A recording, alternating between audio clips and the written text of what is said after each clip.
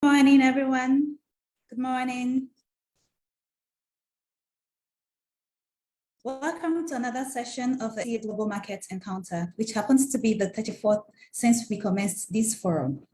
We are grateful to the sponsors and partners of this forum who have made this possible.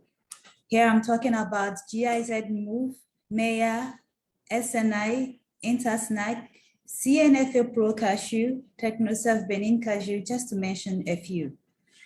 Before we proceed, please note that the session is held in English with a simultaneous French interpretation. To access this service, look for a globe icon displayed on your screen, select your preferred language, and mute the original sound. We will be taking questions and clarifying your consent at the end of the presentation. So we will entreat you to use the Q&A feature also displayed on your screen. Without taking much time, I would like to invite Jim to continue now. Hello, Jim. Hi, Blessing. Good morning to you. Good morning, Jim. Please, you may proceed. Thank you very much indeed, Blessing. Good morning, everyone, or good afternoon, wherever you are. Welcome to our session. It's good to be with you again. Today, we're actually going to take a slightly different approach today. We're going to talk about stories, reports on the cashew business, reports on the industry, market reports, news reports, and we're going to ask what are the trends that they are revealing and how reliable is what we read about cashews on social media, in newspapers, and elsewhere. We'll have a look at the markets. It's been a fairly quiet couple of weeks, so that we'll keep to a short period today, and we'll stick on these 10 stories. And I'm also happy to be joined by two guests. From Burkina Faso, Madame Minata Kone of Sotrea Bay, who's very welcome, and Mr. Didier Koulibaly from Soberi from Côte d'Ivoire. I know them both. I've worked with them both, and I know they know cashews very well. So let's get started. And first of all, let's have a quick look at the market indicators, as we always do, over the past 2 weeks, starting with the crop situation. In actual fact, we haven't seen a great deal of change in the trends. In Southeast Asia, Cambodia, Vietnam, really there's been no news. The crop's coming to an end. There's no either improvement or disimprovement in the situation. In India, where the crop, depending which part of the country you're talking about, because that crop is over a vast area, probably the news is a little bit more negative again in the past 2 weeks. And in West Africa, there's no great deal of change in the trends that we see in the harvest. So overall, that means that relatively disappointing harvest in Asian countries, average to good crop across West Africa, better in the western areas than in the eastern parts, so better in Guinea-Bissau, for example, than in Nigeria. A situation where supply this year is less, but probably looks as if most of the losses in Asia will be made up in West Africa. If we look at farm gate prices, well, it really reflects the trend in the crops over the past couple of weeks. Not much change in Asia or in India. Again, in India, it depends on where you're doing business, but generally speaking, not a huge change in prices. And if we look in West Africa, again, varied situations. So in countries like Nigeria, Benin, Côte d'Ivoire, we're not seeing a great deal of change at the farm gate. Maybe prices are falling, but it's related to the quality. So you would expect lower quality, lower price, and that's exactly what we're seeing. Further west, Senegal, Guinea-Bissau, the Gambia, we see prices pretty steady. Good activity in Guinea-Bissau, well-supported farm gate prices. Anything that's coming to the ports unsold is being quickly bought up, and that market is really coming to life now at this stage. That's reflected in the international raw cashew nut trade. What we've seen over the last 2 weeks is a slight weakening of raw cashew nut prices. Actually, what's happened is that the offered prices have moderated a little bit, maybe $50, maybe a little less, depending which origin you're talking about. Costs remain very, very high. If we look at the situation in Guinea-Bissau and we look at freight rates this year, we're looking at remarkably high rates. Energy costs, congestion, all kinds of factors contributing to higher freight costs. And that's likely to play into custom freight prices. We're also seeing a slight increase in the traded volumes. Much more material has arrived in India now, and that's being moved on to processors. But we're also seeing some of the lower price contracts from earlier in the season, if they've not already been renegotiated, that situation is ongoing. Not a great deal of activity on kernels in the past 2 weeks. We've had holidays in a lot of the destination markets across Europe. There have been different holidays in the United States. Of course, on Monday, there was a public holiday. That affects trade. Generally speaking, I think prices have been steady. We have seen Vietnamese prices slip back a little bit based on relatively low activity. We also see that a lack, as far as I can gather, a lack of holding power for many Vietnamese processors, with lower exports to China, particularly in the early part of the year, although that now has turned around. We see more interest to sell in Vietnam, and this puzzle continues. The lack of connection between the RCN price and the kernel price in Vietnam continues as a rather difficult puzzle to understand. So at the moment, if we look at the overall trends, you know, I like to do this balance of upward and downward pressure. We still see more upward pressure over the last 2 weeks, declining prospects for the Indian crop, relatively high raw cashew nut prices and rising costs. On the other hand, we see relatively low activity in the kernels market, and we're coming into a period in June when the kernels market traditionally has tended to be relatively quiet. Although I can't say that's going to be the case this year, because so far in the kernels market this year has defied all the norms and all the typical patterns. So that's the situation. Not a great deal of change over the past 2 weeks, and frankly, not a great deal of change expected this week into next week. After that, we may see some more activity.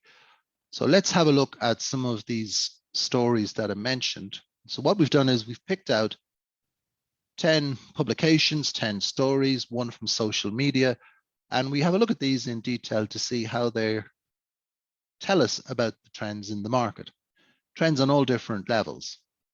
So the first story that we've looked at is, I picked it up on the African Cashew Alliance website, which often republishes articles, but also publishes its own articles on the market. This is an interesting story. It relays the news that Benin is banning the export of raw cashew nuts from the 1st of April 2024, just under 2 years away. Now, this is a very interesting story. As far as I know, it's only ever been tried in one other country, in Kenya, with rather bad results in Kenya.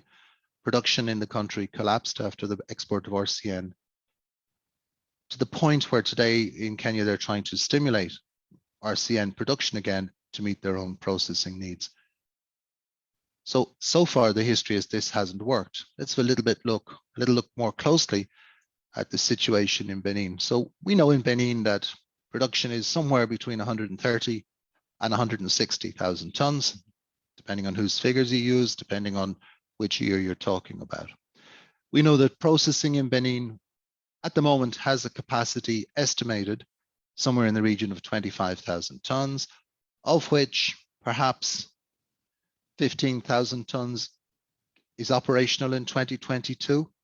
It was much less last year. We know that there's planned facility for 30,000 tons, which would give a capacity of 55,000 tons in total, remembering the crop is 130 to 160. So if we look at this, we know that Benin sells its raw cashew nuts as high quality, particularly liked by Indian buyers. We know Benin raw cashew nuts make high prices. We can see that in today's market. And we know that the crop is one of the earlier crops, carving out a very interesting niche for RCN exports, particularly to India, but also laterally to Vietnam. So this is a challenge. If you ban the export of raw cashew nuts, that means that Benin would need to build enough processing capacity by April 2024 to process the crop, because it won't be able to go anywhere else. That's only 22 months from today.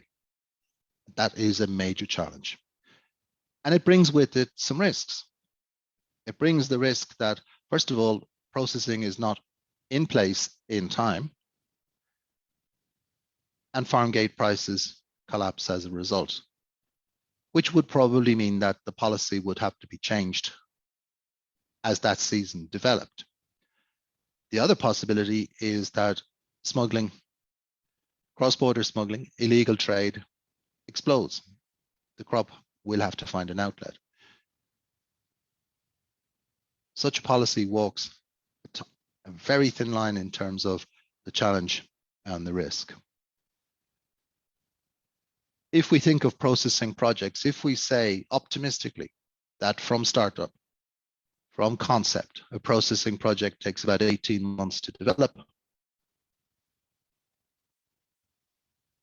22 months,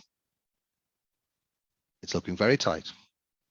So I think this, as a trend, is an example of the new development of more and more regulation in the African cashew sector. A lot of it is overambitious, and the message that overambitious objectives, overambitious regulation gives is that it's just politics. And from the outside, it doesn't make a very good profile for the sector. Benin has done quite well over the years. It's been a lightly regulated sector. And although processing has been under pressure in the country, I'm not sure reading this article that banning the export of RCN is the answer. Our second story is from Tanzania, and it's good news from Tanzania, I think, at least on the face of it. So here's a story from the Citizen newspaper, which tells us that the headline, as it says, Tanzania eyes 400,000 tons of cashews during next season.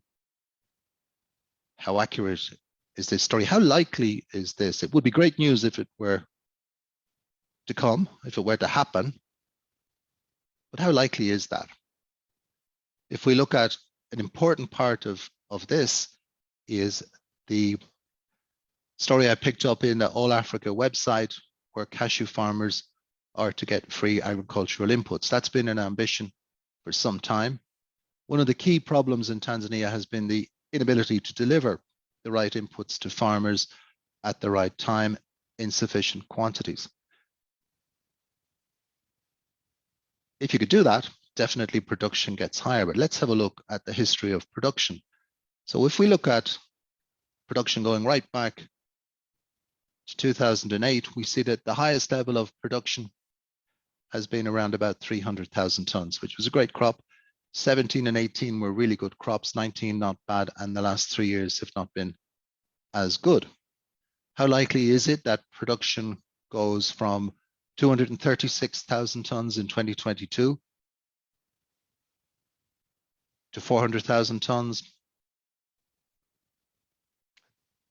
Not likely, I feel. How likely is that the next crop is 25% up, 30% actually up on the highest ever crop? Seems unlikely. So I think that this is a clear case of what is a good news story. And let's hope that there will be a very large crop in Tanzania. But is it a story that needs to be questioned? So it always looks in Tanzania, in many countries indeed, that cashews and politics cannot be separated. So we need, as stakeholders, as market analysts, as market operators, we need to treat these kinds of stories with caution. I will not be putting 400,000 tons down as my estimate for Tanzania for the coming season, but I hope I'm wrong. I hope it does make it. Third story. So now we're looking at the story from Come Out Africa, which is about cashew markets and trading. And on the face of it, it shows very good news. The story talks about European consumers consuming more cashew kernels. It talks about an increase in European imports over the first quarter of 2022. And it's absolutely accurate with the numbers, no question about that. You can see it on the import figures on our chart on the left-hand side. The green bars are the 2022 cumulative imports, and the lines are the history from each of the other years. So you can see that by March 2022, which is now 2 months ago, but that's the way statistics work in Europe, pretty slow. By March 2022, imports had exceeded the previous record year. The article is good from that point of view, but it does say in the article, maybe I should just adjust something in that so that you can see it a little bit better. It tells us in the article that these imports are based on deliveries of this period correspond mainly to contracts signed at the end of 2021. Well, that's just not true. Most European buyers buy forward. So decisions made relating to demand in the first quarter of 2022 were probably made long before the end of 2021. Buyers buy forward, particularly larger buyers, particularly in Europe. So the imports that we're noting now as statistics, they may have been committed to as long as a year ago. So those decisions were made in a very different environment. And the statistics take some time to catch up with the current market situation. So when we look at the market, we have to be careful reading reports like this, not to jump to the conclusion that what we see in the first quarter of 2022 reflects the sentiment in the market. Yes, it does reflect the actual figures imported, and those nuts will be consumed. But does it reflect today's sentiment, today's thinking from buyers about how they want to go forward? And this forward buying, of course, is one of the ways that the mismatch between kernels and RCN business is explained. Kernels trade forward. 6 months, 9 months, 12 months or more is possible. Raw cashew nuts tend not to trade forward. They tend to trade for prompt or maybe 3 months forward during the season or within that window of the season. If we look at kernels, most business for 2022 has already been committed. People tend to buy most of what they need, and then they top it up as they go. Now, maybe this year and during the pandemic, those windows of forward cover are a little bit narrower than they once were. Maybe people buy a little less going forward because of the uncertainty. But what we need to make sure is that when we look at stories like this, that we remember how the buyers are thinking, how they buy, how they behave. And the real question now is not so much the statistics for January, February, March, which are positive as part of the long trend. But if we're thinking about the current market sentiment, what we really need to be looking at is what are buyers buying? What will happen as this year goes on? What will happen in the second half, particularly the third quarter of 2022, and then again in the first quarter of 2023. And this way of buying and this thinking about buying, it needs to be looked at separately to the statistics. Statistics are great in so much as that they give us the long-term trend. We know European demand is through the roof. We've never seen anything like this in European demand. But we have to be careful when we look at the figures and how we use the statistics. Now, you wouldn't expect a journalist writing in a newspaper or on a website to know that. That's up to us as stakeholders to understand how our market works. Story 4 is drawn from social media. And this is drawn from a really interesting WhatsApp group, World Cashew Stakeholders. And in this group, I just picked up on a chat between two contributors, and they're talking about the situation in Vietnam on raw material. So the conversation starts talking about current stocks, meaning the stocks of RCN, is enough for the next 4 months of processing without any RCN imports. Unfortunately, the writer says RCN keeps flowing into Vietnam month by month. Why wouldn't it? Actually, biggest importer in the world, why wouldn't it keep flowing in month by month? Nevertheless, conversation goes on. Current stock is enough for 4 months and comes to a conclusion. When people know that the price will go down, the buyers will stop purchasing.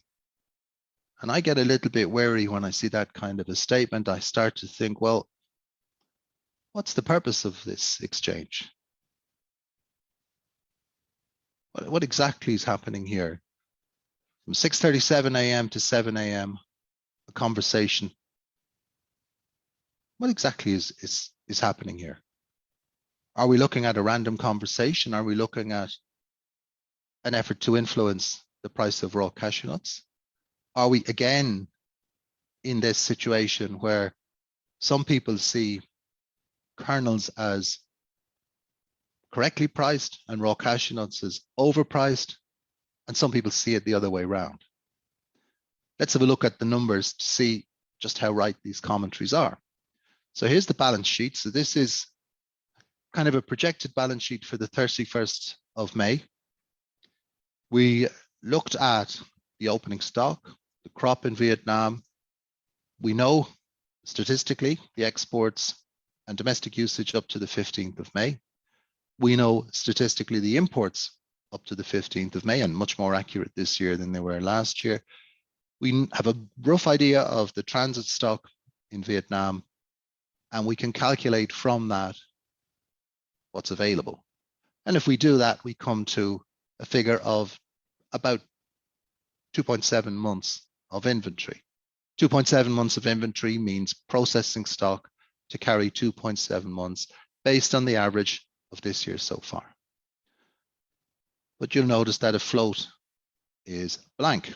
So let's add in what happens if we take an estimate, and I don't have any exact figures on this, but let's take an estimate of what's been shipped and that's afloat to Vietnam. And that would indeed send us out to about 4 months, 3.9 months, as our commentator on social media says. Why wouldn't it be 4 months?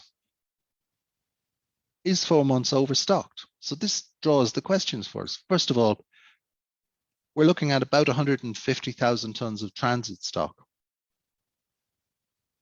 What if that stock is poor quality? What if some of it's not usable? What if some of it's very low yielding? In any case, how much stock is needed? And how much stock is needed depends obviously on how much you intend to process, but also on how long it takes to buy, ship, land, and truck that stock to the processing factories for processing. So let's say 90 days, which would be remarkable. Let's say 90 days in any case. That would be remarkably quick. So that would mean that the minimum stocking level that Vietnam should have from May onwards, because from May onwards, we're assuming that the Vietnamese crop and the Cambodian crop have been mostly utilized, certainly purchased.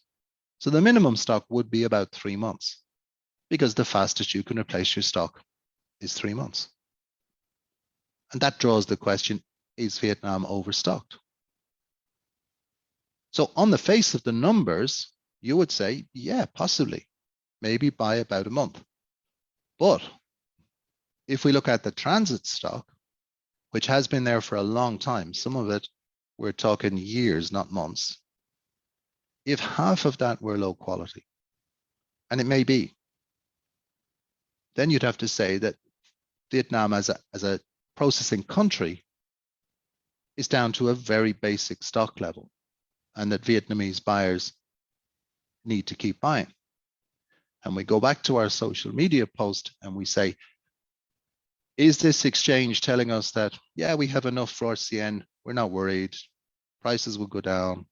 Or is it actually saying, we now need to buy. And I think there's a lot of efforts I mean, RCN prices are high, make no mistake, but I think there is an awful lot of effort to dampen down raw cashew nut prices, when in fact, it seems to me that much more likely line of success would be to increase kernels prices, because kernels prices are very, very attractive. And this again brings us back to the puzzle, kernels versus RCN prices. It cannot persist. And if we look at the situation and we take the basic assumption here, 90 days from purchase to processing plant, well, that's not going to happen. That's not going to happen from Guinea-Bissau. It's not going to happen from Senegal. It's not going to happen from Nigeria. It may happen from Cote d'Ivoire. But we're looking at a situation right now where we have two distinct camps. And we need to be really careful, particularly as African stakeholders, when we read the social media, to understand that what we see may not be taken at face value many times. Within that social media exchange, there's no untruths. What they say is absolutely correct. But the conclusion drawn, you need to consider that. We need to consider ourselves, how we draw conclusions from these areas. Our fifth story is from Vietnam. It's a really good news story, actually. It's a relief for many people. And I've just titled this KYC, Know Your Customer. This is a story about cashew purchases, containers of cashew kernels, which were bought apparently fraudulently and shipped from Vietnam. Luckily, they were caught. Fortunately, they've been recovered. I think all of the containers have now been secured and most of them have been recovered. This was a real near miss of disaster. And it's not the only case of fraud in the nuts business. I've heard of other cases, actually from Italy too, on other nuts. We saw one on walnuts, we saw one on hazelnuts. So the big lessons from this, it's fantastic that they have managed to recover these. And this was discovered some months ago. And there's lessons in it for all exporters. First of all, know your customer. Do carry out credit checks. Don't assume because someone buys 1 or 2 containers that they're good for 10 or 15 containers. Don't assume because someone has a nice website or a business card or communicates well that they are absolutely straight. Know your customer. Take references. Carry out credit checks. Understand destination markets. In this case, some of these containers were destined for markets that probably don't actually buy cashews. Now, it was fortunate because it happened in Italy, and Italian courts seem to have been able to deal with this. The lawyers seem to have done a good job. But if this had been another country, perhaps these containers would never have been recovered. For processors, make sure that your shipping documentation is good, properly presented, and presented in the right way. Always have contingency insurance, which covers you if something goes wrong. The problem often is if you find it's easy to sell to a new customer, there's probably something wrong. It's rarely easy to sell to a new customer, particularly in Europe or the US, where you need to go through all of the formalities to get it right. So processors, African processors, be careful. Look out for this kind of thing. We've seen a fraud recently where I was asked to help in a problem. So an exporter had been selling to a particular buyer. He'd been selling in 1 or 2 containers and everything went well. And after a while, the buyer said, look, we need some credit terms here. And this wasn't on cashews, by the way. The exporter agreed. As soon as the credit terms were agreed, that was when the fraud kicked in. So know your customer, carry out the checks. This article, good news, but there's lessons in it for everyone. in the industry. Number 6 is, I just call it beware of the headlines. So this is from a website, Vietnam Net, news website. The headline is, Vietnam products that occupy the top of the world are losing market share in China. And it refers to the loss of exports to China during the first quarter from Vietnam, and draws a conclusion that somehow there's some structural loss of market share, or that someone else is taking over their market. But of course, it's completely wrong. The loss of volume was temporary. It was due to COVID. And if you look at the actual figures imported, what we certainly see is that Vietnam maintains its position as a dominant supplier. So again, when we look at this news story, we see there's definitely some kind of a feeling of vulnerability in the Vietnamese cashew industry at the moment, and there's a certain sensitivity there, or perhaps there's a certain effort to influence the next stages in the industry. So this article suffers from what they call confirmation bias. The analyst or the writer has certain thoughts in mind, and they're looking for the conclusions that fit their preconceptions. This is really important that we don't fall into that trap. The article goes on, by the way, and it talks about, in 2021, cashew imports from Cambodia alone were 1 million tons, an increase of 4.6, which leads the writer to conclude that there's a trade deficit on cashews. In other words, that Vietnam imported more than it exported, which would be incredible. The first time that would have ever happened in the history of the Vietnamese sector. But this is what they call the domino effect, where one mistake leads to another. So using the wrong import figures for Cambodia, which just about everyone accepts now were incorrect, 1 million tons for 2021, led people to make the conclusion that we must have a trade deficit. And that conclusion, this is dangerous, that kind of conclusion, because that can lead to incorrect regulation, incorrect investment decisions, and ultimately can destabilize the entire sector. So when we look at news, we need to consider the background. This is by no means intended to influence anything outside of Vietnam. It's not written for that purpose.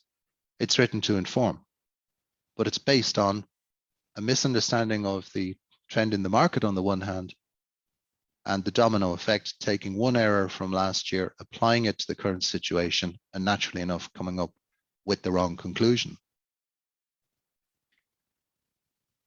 So we're seeing here a whole series of articles. Now, our business is not particularly well reported on.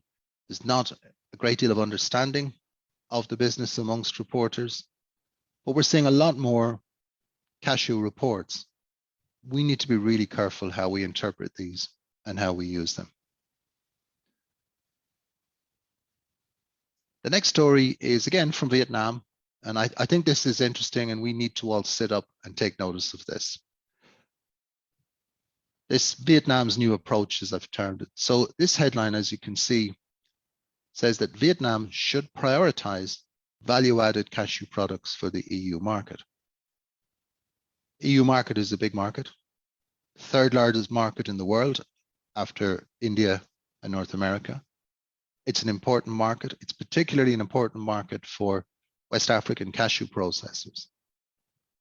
Now, Vietnam has signed a trade deal with the European Union, and that's reduced the import tariffs on roasted products of all processed cashews. In fact, there are none on raw cashews, but on processed cashews. So this article and a lot of other articles in Vietnam right now are supporting the idea that greater value addition will put processing back on a profitable basis in Vietnam, which is quite likely. Now, you might have noticed that unfortunately they picture a product which has never been sold in Europe, which is the cashews, unpeeled cashews, which are sold in Vietnam and in China, but aren't sold in Europe. So if we look at the article, we can expect that Vietnamese processors will start to develop additional processing. It could be roasting, packing, coating, all of those areas. And that could signal much higher demands in terms of food safety for Vietnamese processors. The article writes that the European Union food sector has no mandatory regulations, but it does have food safety, social responsibility, packaging and label requirements. Of course, the European Union does have mandatory regulations in the food sector, some of the most complex in the world. They go on to say that they recommend that law firms on EU regulations should be employed to try and interpret how they work. Actually, the best people to ask are your buyers. What do they need? But when we look at this, the prioritization of value addition, what this effectively means is that processors will be competing with their customers. This is much more than just simply gearing up for value addition. What it means is that today, let's say I'm a processor today and I'm selling to a roaster in Germany. That's my customer. The roaster sells it on to the supermarket.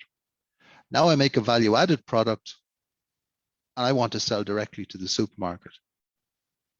Will my roaster customers still deal with me?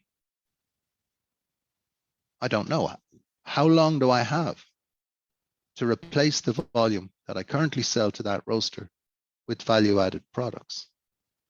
And we know it takes a long time to do business with supermarkets or with distributors or with wholesalers. It takes a long time to break in.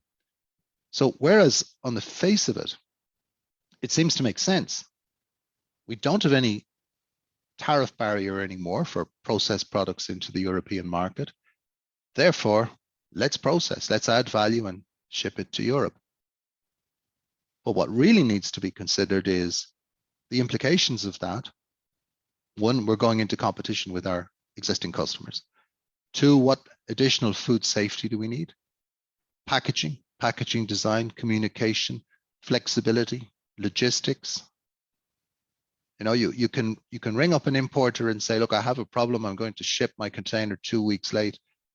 And if the importer's of the right frame of mind, they might say, yeah, okay, 2 weeks extension is no problem. Try and do that with a supermarket. It's a completely different world.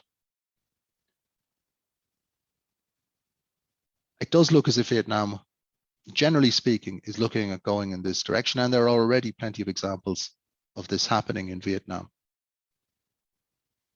Maybe it's something that African processors should also consider. But I would say we need to consider the whole basis, all of the implications of doing this, whether we're capable of doing it, whether it can work, before running to invest in roasting and packaging machines.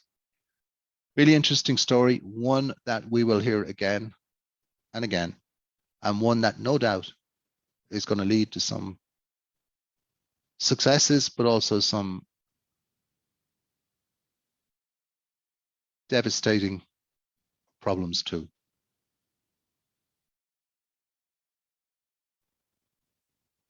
Okay, we go on with our stories, and the eighth story, I want to congratulate the Karnataka Cashew Manufacturers Association. And I picked this one because this is a really good example of how a trade association can influence policy, if they know what they're talking about and if they approach it in the right way. So in India, the Food Safety Authority, the All India Food Safety Authority, the FSSAI, had taken to inspecting imports of raw cashew nuts from a food safety perspective, which really doesn't make sense. The Karnataka Cashew Manufacturers Association put their story together, brought it to the central government, and had it changed. And this is a really good success. It's really something that's worth highlighting. And I think it's a good example. And for me, the key things when I just read, that's a snippet of what was written. There's a much longer article. The key thing was that the trade association knew what they were talking about. They knew the consequences of what was happening. They went to the right place and they told their story in a very good way. So when we look at regulation, and there is an increasing level of regulation in the African cashew sector, we see countries like Benin, Senegal, Burkina Faso, Ghana introducing new regulatory or support measures. We see Cote d'Ivoire already with an extensive network. It's really important that trade representatives get their facts and figures right and start to represent correctly, accurately, well-informed information to help regulators make the right decisions. Getting it wrong has dire consequences. If you look back in the history of cashews, if you look back in perhaps in Tanzania in the 1980s, you see how getting it wrong can devastate an industry. So well done to the Karnataka Cashew Manufacturers Association. Story number 9 is this keeps coming up in the last 2-3 weeks about organic cashews and what are organic cashews and what's going on in the organic cashew market. This is an article from a magazine called Food Choice, European magazine, and they talk about organic food fraud. They were talking about different examples, what it means, and how to prevent it. So the key thing coming across from this was that organic food fraud has become relatively common. That there are examples where foods that have not been properly certified, foods that have not necessarily been grown in the organic system, have been presented as organic foods. And as you know, these make big premiums. They make maybe 25% premium price.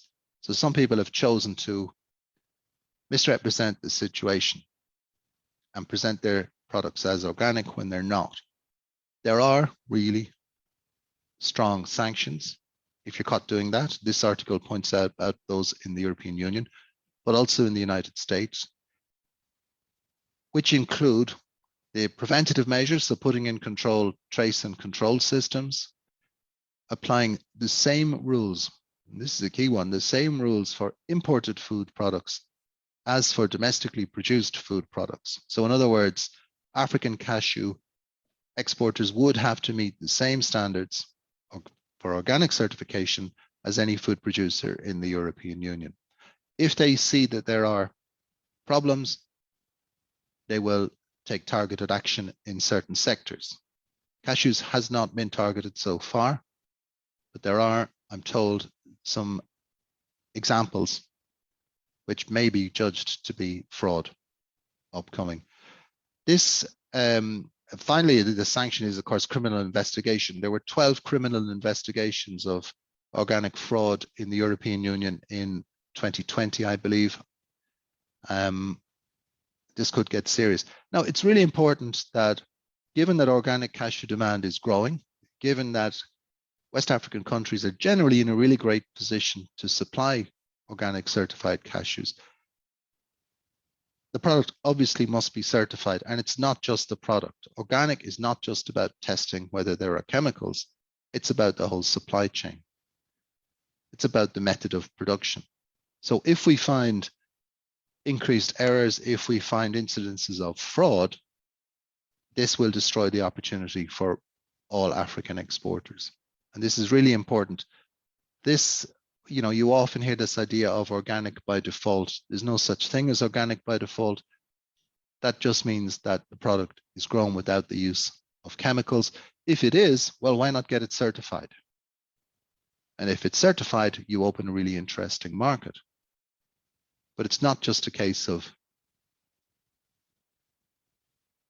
printing a document and stamping a label on your cartons. And this is something to watch, because this could blow up in the face any moment if the goods are not properly certified. And our final story is a really good news one. This is groundbreaking, I think, from Cote d'Ivoire, a company called Cashew Coast, which is probably familiar to people who've attended this event previously, has done let's say a small trial on retail packs.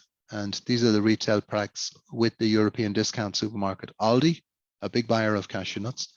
And they have been identified on the pack as the supplier, and they are bringing this forward as a project to support certain aspects. And I wanted to draw your attention to some of the areas that are highlighted in this article. This is an article, more or less a press release, I think, from Aldi in a magazine called the Grocery Gazette. Just to highlight a few of the points that they're looking for. So what makes them interested is the gender balance in Cashew Coast. So not only are 3/4 of the employees women, but 40% of its management team is occupied by women as well, although they tell me themselves that that's actually 50%. They also highlight long-term relationships with local farmers. So we're talking about secure supply chains. We're talking about tapping into local impact, local farmers. You can only do that if you process in the country or in the area where you buy the nuts. They talk about an ethical journey. This is really important. They're talking about sustainable practices, increasing transparency. And these are really big trends. So what we're seeing is trends that we've been talking about for a number of years now becoming reality. This particular deal is a trial, I think. It doesn't actually say in the article, but it's a really big step forward. So we're seeing an African company, we're seeing their supply chain, their sustainability effort acknowledged on the packaging. So anyone who buys those cashews, I believe it's in the UK, anybody who buys those packages will see the name of the company on the pack. We'll see the cashews are from Côte d'Ivoire, and they'll see the quality inside, which is also pretty good. Really interesting story, really groundbreaking story. So over these 10 stories, what we're saying is that apart from the short-term factors, the puzzle of kernels versus RCN pricing, apart from the efforts on one side to reduce the price of kernels, on another to support the price, to reduce the price of RCN, on the other side to reduce the price. Apart from these different perspectives, the stresses, the misreporting, there are a lot of very strong trends toward additional value, toward traceability, towards sustainability. And the reason I thought we'd pick out these is because we can talk on events about what we think is happening, but it's really good to see examples of how these things are reported. So be cautious with what you read. Don't necessarily accept the analysis from the author, from anyone, me included. Make your own analysis, think about it yourself, and treat everything with a little bit of skepticism, no matter how good the source, because that's the way we develop better informed markets. So I'll move on. I'm using up the time with that. So I'll just give you a quick view of what we're seeing on production in West Africa, and then we'll talk to our guests about their countries. So first of all, in Nigeria, not surprisingly, we're seeing at this time of year, the quality is falling. Farm gate prices are falling too. It's reported from our ACA network that processors bought about 110,000 tons, more than half the crop. Probably some of that's going to be exported as RCN too. We see in Benin, the rains have come, exports are slower and later than normal. 100,000 tons of export is mentioned. Prices remain quite steady. Unfortunately, and this speaks to our earlier story about the ban on exports. So this year now you have processors in a difficult position. They're caught between high RCN prices and low kernels market, or relatively low kernels market. They've got some of the most in-demand RCN as their supply, but they're in the world kernels market just like everybody else. And that's tough. And I think maybe that's where the idea for a ban on RCN exports comes from.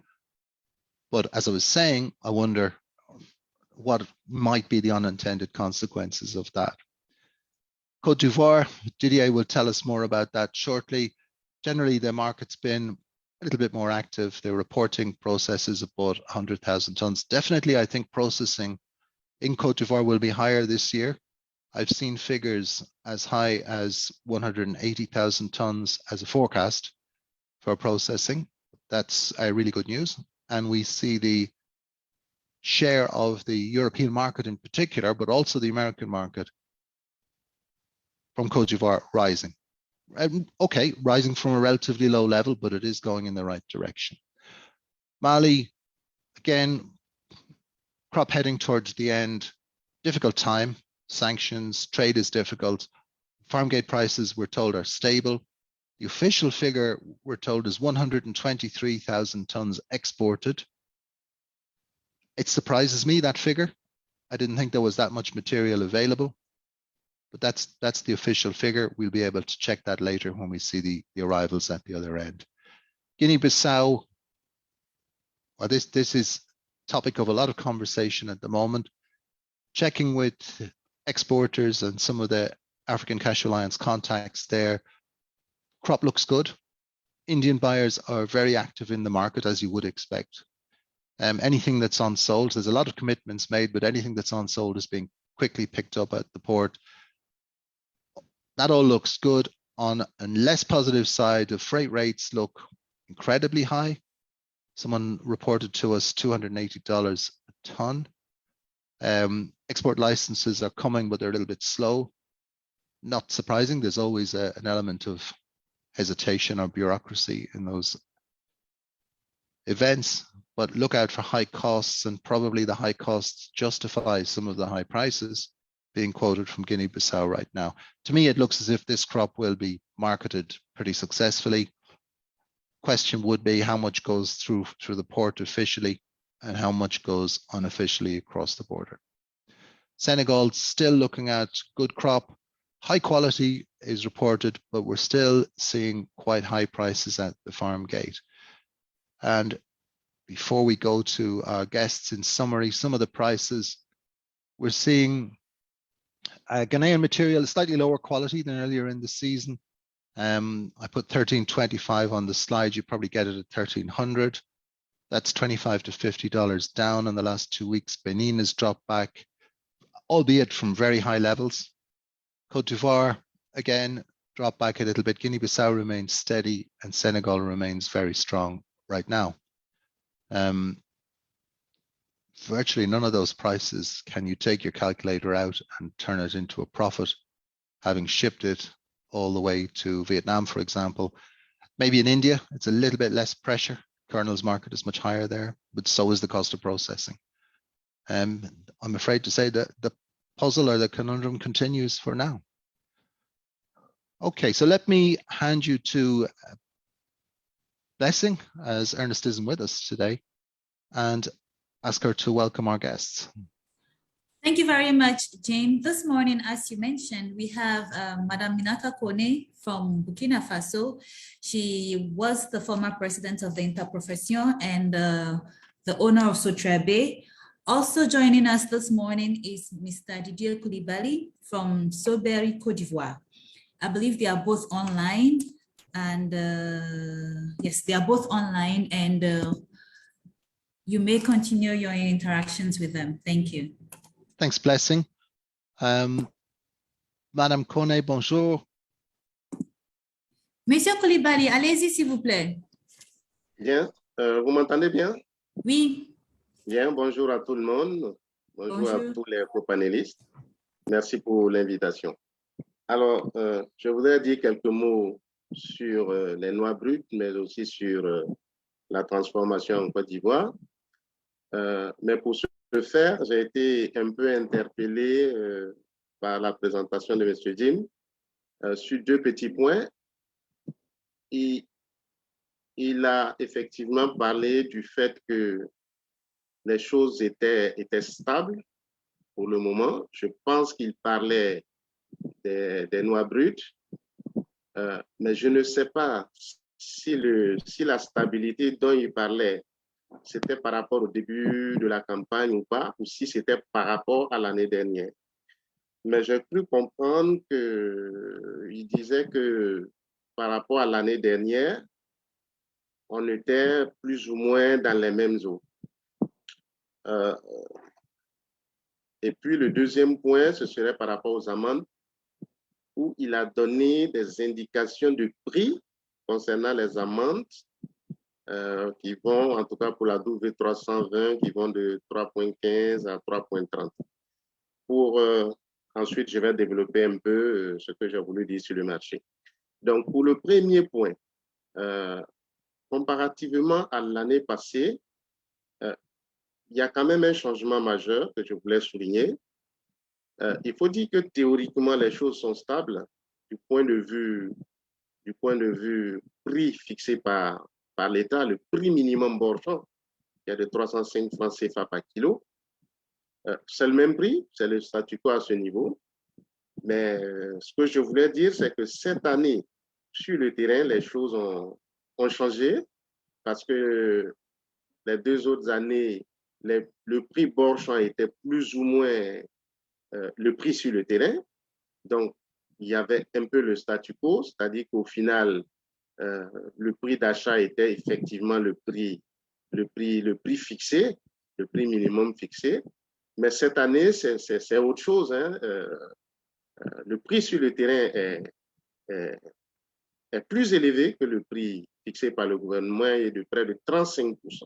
De près de 35%. Quand vous êtes à 305 francs CFA le kilo et que la réalité sur le terrain est 400 francs CFA le kilo, 35 francs, c'est beaucoup.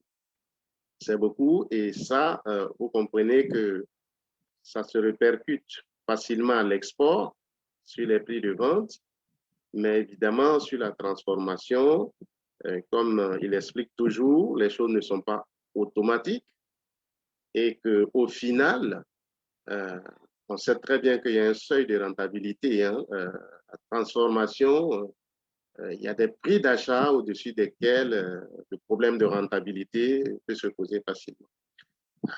Alors donc, à ce niveau, il y a un changement. C'est ce que j'avais voulu souligner. Nous faisons face à des prix élevés actuellement et peut-être l'explication, c'est quoi? L'explication, c'est que la transformation progresse en Côte d'Ivoire. On aura l'occasion d'en parler. Donc, les besoins sont plus importants. Ça progresse pour le moment dans l'ordre de 15 à 20%, en tout cas comparativement à l'année passée. Et puis, il faut dire quand même qu'on a eu un problème de saisonnalité parce que les premières pluies ne sont pas venues à temps, en tout cas pour ce qui concerne le nord et le centre, parce qu'il faut quand même 2 à 3 grandes pluies, bonnes pluies en tout cas pour que la récolte soit très bonne. Mais ces pluies sont venues tardivement. Du coup, aujourd'hui, au moment où je vous parle, la situation sur le terrain est qu'il y a des zones qui ont produit très peu parce que, voilà, à cause de ce problème de retard de pluie qui a donc entraîné une sécheresse.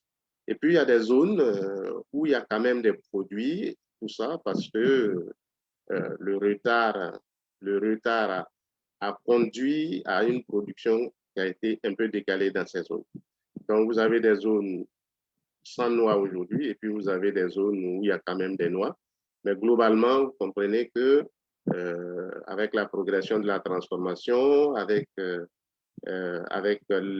Vietnam et l'Inde qui viennent comme l'année passée maintenant, globalement, on se trouve dans une position où les prix montent. Les prix montent et je vous dis, 35%, c'est énorme.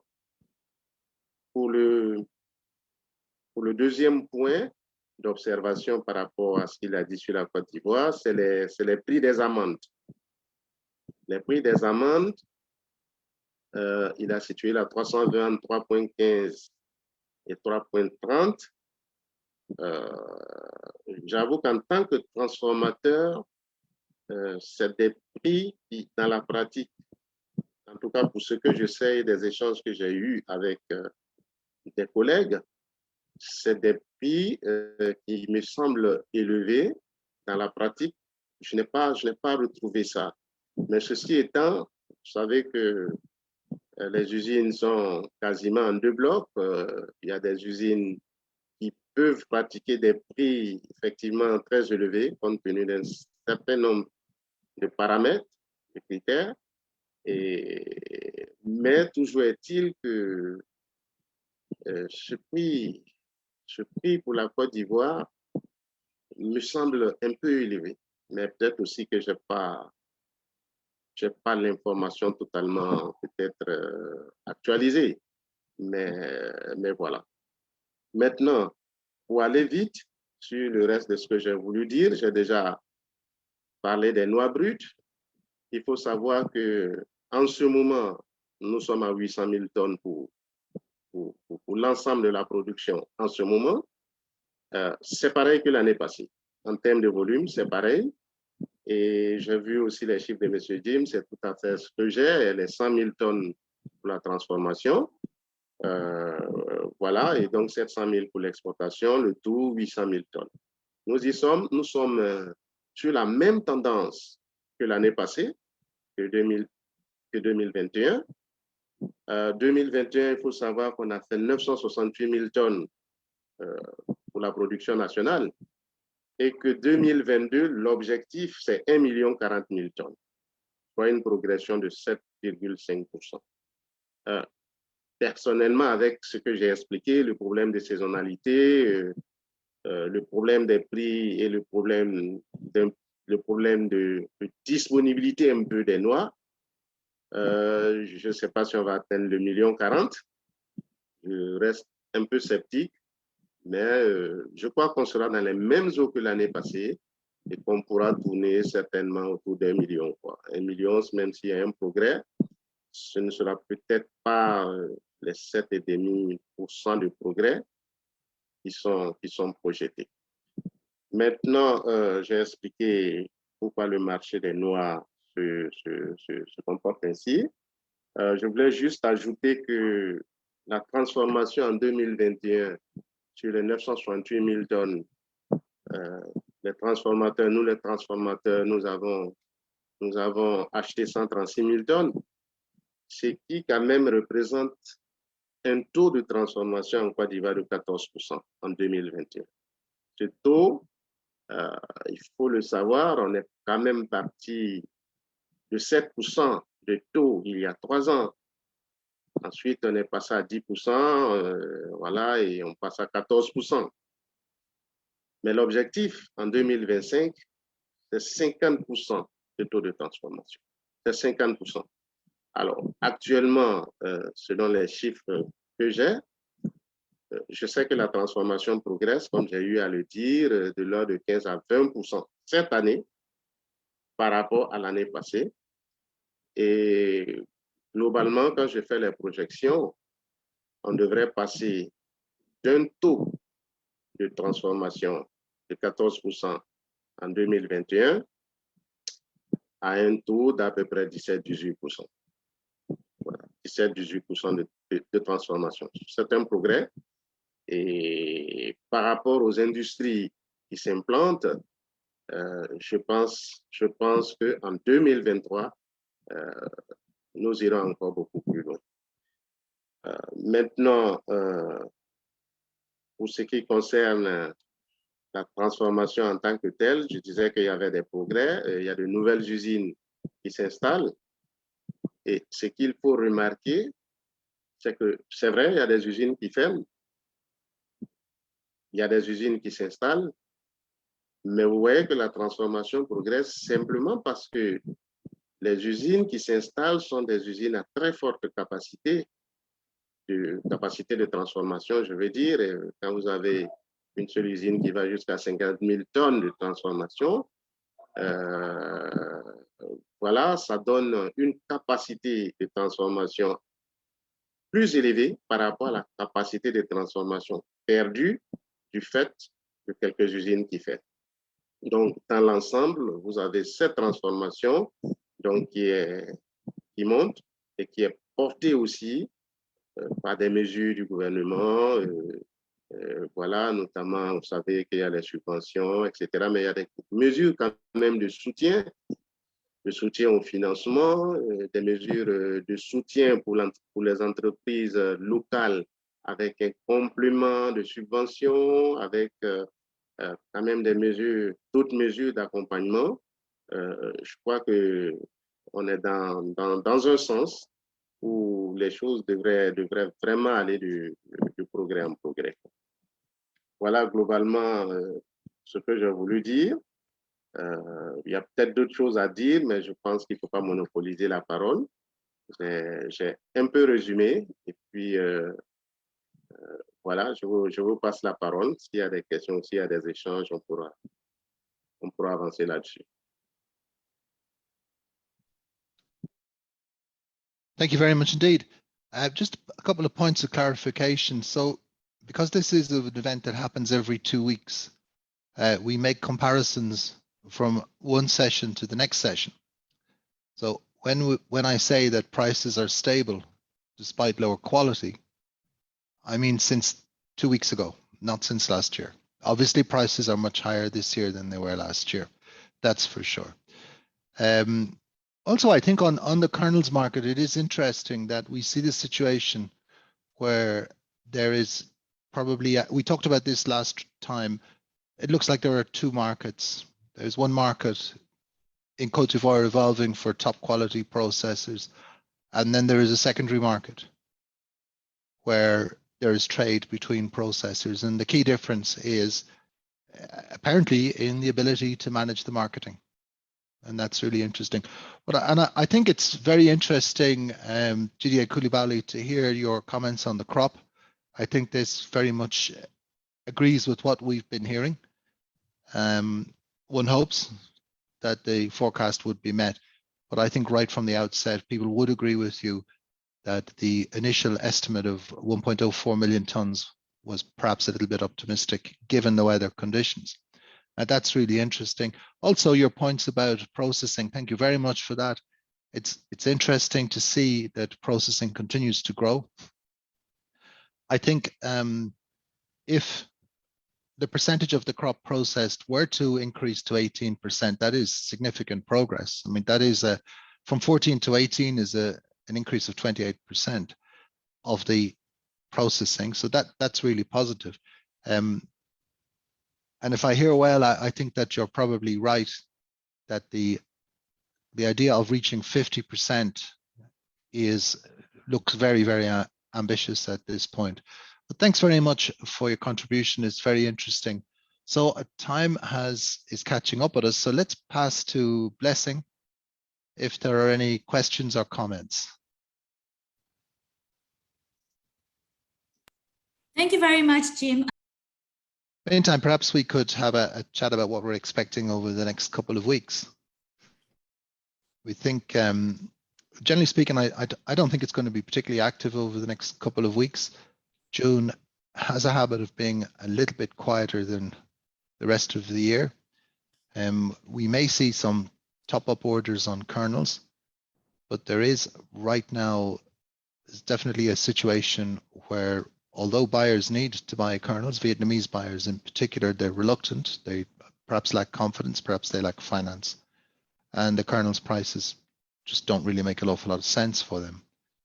Meantime, in India, we are seeing in certain countries, Indian buyers quite active and more products arriving. So the Indian market is the key world market in terms of demand. And I would say over the next couple of weeks, watch closely what happens with Indian buyers particularly in Guinea-Bissau, but also elsewhere. Also, we should keep an eye on this situation in Côte d'Ivoire. If as Didier Koulibaly has been telling us, there's about 800,000 tons arrived. We're coming into June. It's, to me, perhaps we're not going to make the 1 million tons. Maybe we will, maybe we won't. But that's a significant loss in terms of quantity. And that would mean that perhaps buyers of RCN need to watch the market a little bit more carefully. In terms of kernels, there's been a lot of talk, and there will continue to be a lot of talk about inflation, about demand, and about the impact of inflation on demand in Europe North America and to a certain extent in India. And there has been, without a doubt, there have been two things going on in terms of demand. On the one hand, there is certainly pressure as rising prices of staple foods cause consumers to have to rethink some of their spending patterns. But also, there has been a change in some of the structures in the market, which is also giving rise to some questions as to how the market is going to be organized in the coming years, particularly the integration of supply chains, the introduction of origin suppliers, competition from integrated suppliers, which perhaps wasn't there in the past. And we're getting these conflicting pressures. On the one hand, we get pressures for more competitive, lower prices, but on the other, we're also getting demand for greater sustainability, greater traceability and transparency in the supply chain. And these two things are causing pressure. But I would say that over time, the demand for edible nuts, cashew nuts, snack nuts in general, has been quite resilient in the face of challenges.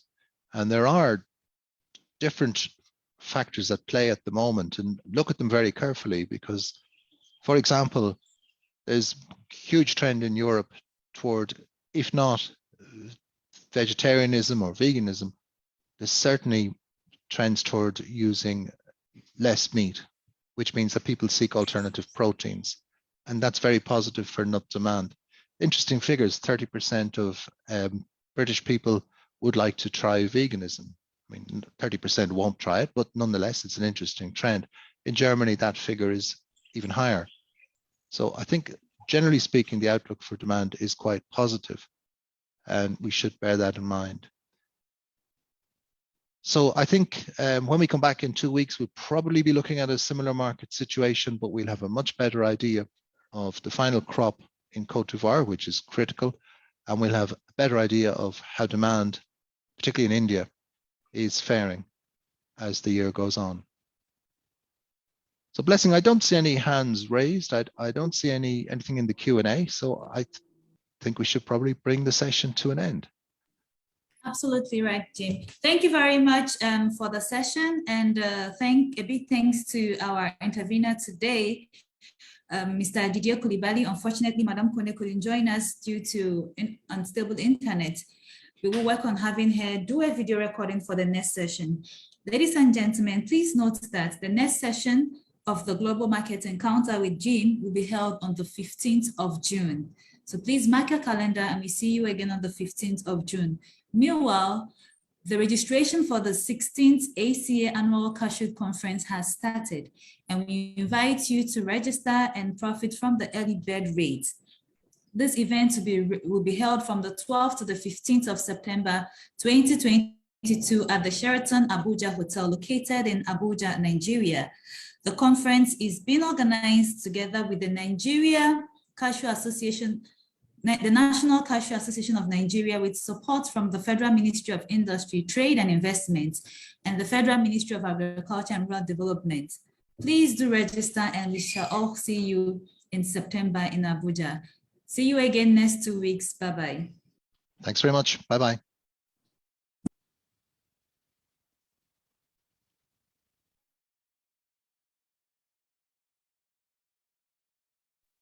Au revoir, merci.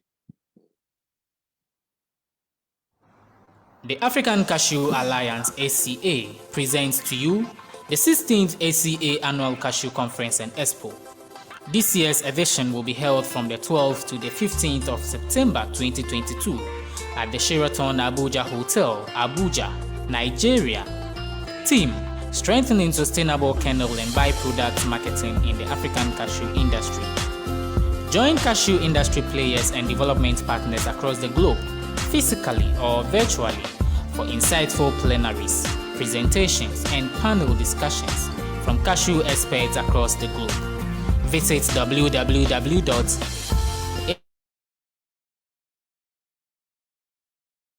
Présentiel ou virtuellement pour assister à des séances plénières, des présentations et des débats d'experts du cashew du monde entier.